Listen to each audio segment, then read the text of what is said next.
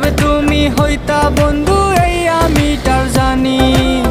যদি বন্ধু লেখা দিতাম মনের জমিন খানি, তবে তুমি হইতা বন্ধু এই আমি তার জানি। বুঝি নাই রে মনের ভিতর করছি প্রেম।